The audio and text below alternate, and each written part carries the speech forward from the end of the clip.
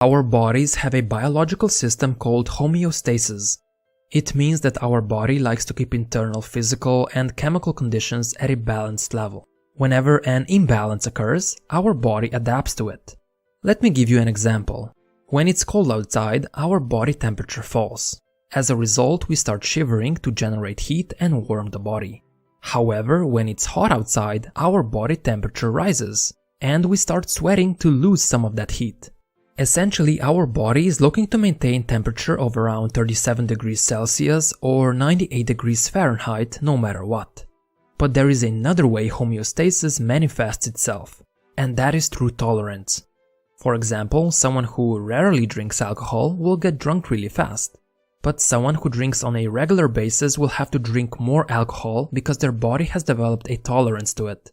Essentially, it takes more and more alcohol to make them drunk because they've become less sensitive to its effects.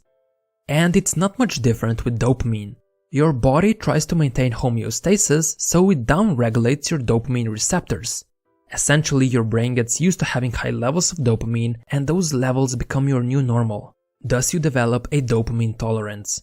This can be a huge problem because the things that don't give you as much dopamine don't interest you any longer. And it's much more difficult to motivate yourself to do them. They feel boring and less fun because they don't release as much dopamine compared to the things that do release it in high amounts.